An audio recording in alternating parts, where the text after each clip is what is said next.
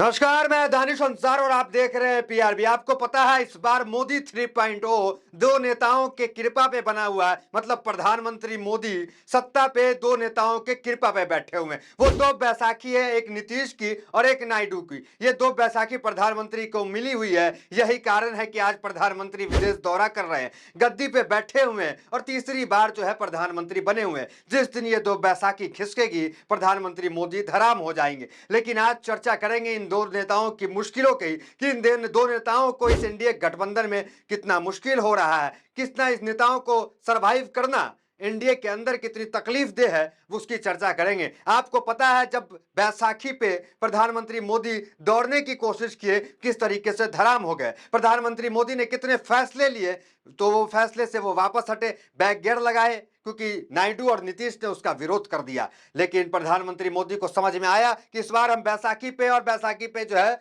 चला जाता है, दौड़ा नहीं जाता है। तो दौड़ने का जब जब बीजेपी ने प्रयास किया, मुंह के बल गिर गए। आपको पता है वक्फ बोर्ड का बिल किस तरीके से वो जेपीसी में सौंप दिया गया, बंद बक्से में चला गया। क्रीमी लेयर बंद बक्से में चला, क्रीमी लेयर वापस हो गया, वो नहीं होगा। एसटी एसटी आरक्षण, क्रीमी लेयर, लेटरल एंट्री, ये तमाम मामले हैं। इन तमाम मामलों पे जो मोदी सरकार है उसे बैक गियर लगाना पड़ा। क्यों?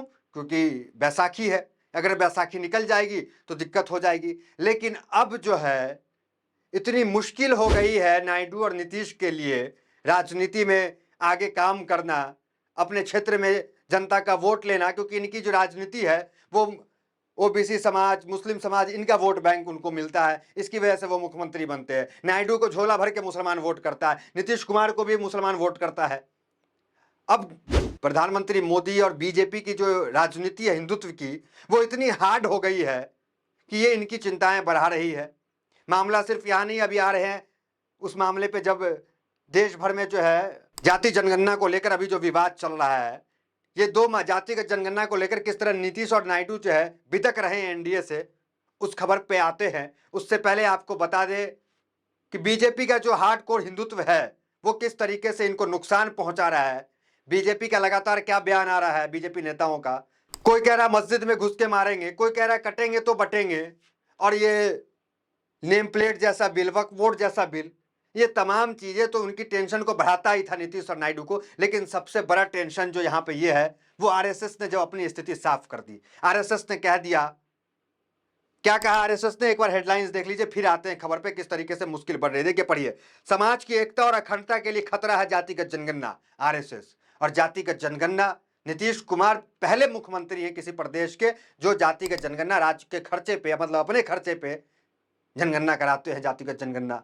और नीतीश जब एनडीए में आ रहे थे उस वक्त नीतीश की क्या मांग थी?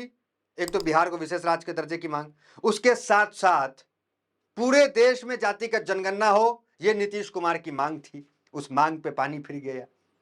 ये तो हार्डकोर हिंदुत्व जो है उसको तो ये लोग सह रहे थे, लेकिन एक नई चीज आ गई, क्योंकि आरएसएस ने अपनी स्थिति साफ कर दी जातिगत जनगणना का विरोध करके। मतलब आरएसएस की जो स्थिति है वही बीजेपी की स्थिति है। बीजेपी खुलकर कुछ तो बोलेगी नहीं, लेकिन बीजेपी मौन धारण करेगी, क्योंकि बीजेपी के लिए यह मुद्दा वो कांटा है जो ना उगल पा रही है ना निगल पा रही है। वो मौन धारण करना बेहतर समझती है। लेकिन आरएसएस ने स्थिति साफ कर दी, और जब आरएसएस ने स्थिति साफ की तो इनके गठबंधन के अंदर जो नीतीश और नायडू जैसे नेता हैं, क्योंकि आंध्र प्रदेश की चर्चा इसलिए कर रहे हैं कि बिहार के बाद दूसरा स्टेट आंध्र प्रदेश है जहां जातिगत जनगणना हुआ। अब आते हैं आपको जातिगत जनगणना को लेकर किस तरीके से नीतीश और नायडू बिदक रहे हैं। अब वो पढ़िए पुराना नीतीश कुमार का आर्टिकल, पढ़िए क्या लिखा हुआ है। लोकसभा चुनाव के नतीजे के बाद नीतीश कुमार की जेडीयू देश भर में जातिगत जनगणना कराने, बिहार को विशेष राज्य का दर्जा दिलाने के लिए केंद्र मंत्री परिषद में 5 पद की मांग की है। तो नीतीश कुमार की मांग थी पूरे देश में जातिगत जनगणना की, और उसको लेकर खबर अब ये आ रही है कि जातिगत जनगणना से समाज के को खतरा है, ये आरएसएस कह रही है। मतलब जातिगत के जनगणना के पक्ष में आरएसएस नहीं है, इसके विरोध में है। अब आरएसएस विरोध में है तो बीजेपी की क्या स्थिति होगी आपको पता है। तो राजनीति किस तरीके से उनके सहयोगियों की खत्म हो रही है। एक अल्पसंख्यक का वोट बैंक इस तरह के बयान से तो नाराज हो रहे हैं अल्पसंख्यक, मुस्लिम समाज तो नाराज हो रहा है। हार्डकोर हिंदुत्व जिस तरह बीजेपी थोप दे रही है, हालांकि इनका स्टैंड अलग रहता है। नायडू ने वक्फ बोर्ड बिल का विरोध कर दिया था, नीतीश ने भी कहा था कि इस पर विचार करना चाहिए, तो ये बात अलग है। लेकिन फिर भी अब जो आरक्षण, जो ओबीसी की राजनीति ये करते हैं नीतीश कुमार, उसको लेकर के अब जो हमला है, तो मतलब इनकी राजनीति शून्य हो जाएगी और इनके पास कोई विकल्प नहीं बचता है। एकमात्र विकल्प इनके पास बचेगा वो है इंडिया गठबंधन, क्योंकि जो इनकी मांग है, इस मांग से ये पीछे नहीं हट सकते हैं, क्योंकि ओबीसी की राजनीति करते हैं। हम क्यों कह रहे हैं इंडिया गठबंधन ही इनका एक विकल्प है? क्योंकि कल जो है तेजस्वी यादव सभी एमएलए को पटना बुलाए हैं, सभी एमएलए, सभी सांसद को, और कहा जा रहा है कि 24 घंटे के अंदर बिहार में कुछ बड़ा होने वाला है, और नीतीश कुमार अभी चुप्पी साधे हुए हैं। मतलब क्या कुछ होगा बिहार पटना में, यह भी देखने को मिलेगा। उससे पहले आपको बता दें कि एनडीए के लिए यह तीसरा कार्यकाल कितना मुश्किल है, उसके लिए आप देखिए रामविलास पासवान के पुत्र चिराग पासवान, लोजपा के 5 सांसद हैं एनडीए के साथ, उनका क्या बयान है? उनका बयान भी राहुल गांधी के समर्थन में है। मतलब देश भर में जातिगत जनगणना होना चाहिए। अनुप्रिया पटेल का भी बयान वही है राहुल गांधी के समर्थन में, क्योंकि सबसे पहले राहुल गांधी ने मांग उठाई थी संसद में कि देश भर में जातिगत जनगणना होना चाहिए। रामदास अठावले, सब कह रहे हैं देश भर में जातिगत जनगणना होना चाहिए। लेकिन बीजेपी का स्टैंड क्या है? देखिए आरएसएस का स्टैंड क्या है, वही स्टैंड बीजेपी का होता है। अब देखिए क्या कह रहे हैं रामविलास पासवान, माफ कीजिएगा चिराग पासवान, उसका देखिए आप। इस दौरान जाति के जनगणना के मुद्दे पर अपनी राय स्पष्ट करते हुए चिराग पासवान ने कहा कि मेरी पार्टी ने हमेशा जाति जनगणना के समर्थन में अपनी स्थिति स्पष्ट रखी है। हम चाहते हैं कि जाति जनगणना हो। इसका कारण यह है कि कई बार राज्य सरकार और केंद्र सरकार ऐसी योजनाएं बनाती है जो जाति को ध्यान में रखकर तैयार की जाती है। ये योजनाएं मुख्य धारा से जोड़ने के उद्देश्य से बनाई जाती है। ऐसे में सरकार के पास उस जाति की जनसंख्या की जानकारी होनी चाहिए, कम से कम यह जानकारी होनी चाहिए, ताकि उस जाति की मुख्य धारा से जोड़ने या संबंधित योजना के तहत धन का वितरण उचित मात्रा में किया जा सके। इस संबंध में ये आंकड़े कम से कम सरकार के पास होने चाहिए। ये कौन कह रहे हैं?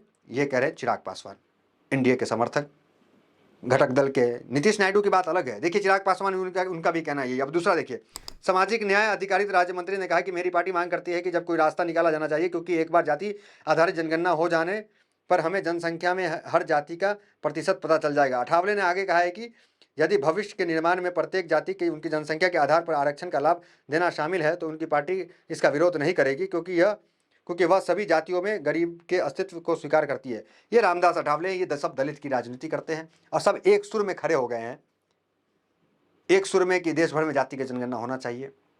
अब देखिए अनुप्रिया पटेल, उत्तर प्रदेश, वो क्या कह रही हैं, देखिए पढ़िए। अनुप्रिया पटेल ने कहा है कि दबे कुचले व वंचित समाज को उनका हक, सम्मान व भागीदारी देनी हो तो जातियों की संख्या का अधिकृत आंकड़ा होना जरूरी है।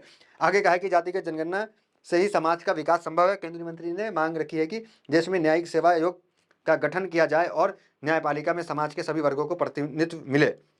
तो ये जो है बयान जो है, ये है अनुप्रिया पटेल का। मतलब नीतीश, नायडू, अनुप्रिया पटेल, चिराग पासवान, रामदास अठावले, तो ये 5 जो दल है वो इसके समर्थन में है कि देश भर में जातिगत जनगणना होना चाहिए। और अचानक तेजस्वी ने मीटिंग बुला ली, अचानक सभी एमएलए, सभी एमपी को अगले आदेश तक पटना में रहने को कहा गया। इसको लेकर नायडू की तो नहीं, लेकिन नीतीश की चर्चा है कि नीतीश आने वाले 24 घंटे के अंदर क्या कुछ बड़ा कदम उठा सकते हैं, ये देखना दिलचस्प होगा। और नीतीश के लिए कुछ नया नहीं है ये। नीतीश कई बार पलटी मार चुके हैं। नीतीश ने पहले भी कहा था कि मट्टी में मिल जाएंगे, बीजेपी में नहीं जाएंगे, फिर चले गए। कहा था कि आरजेडी में नहीं जाएंगे, फिर चले आए, आरजेडी भ्रष्ट है। तो कई बार वो पलटी मार चुके हैं, कुछ नया नहीं है इनके लिए। लेकिन अभी जो राजनीतिक भविष्य इन दो नेताओं नीतीश और नायडू की है वो अंधकार में दिख रही है और इनके पास एक ही विकल्प है, वो विकल्प है इंडिया गठबंधन। तो इस खबर पर आपकी क्या प्रतिक्रिया है, कमेंट बॉक्स में जरूर बताएं। बहुत बहुत धन्यवाद।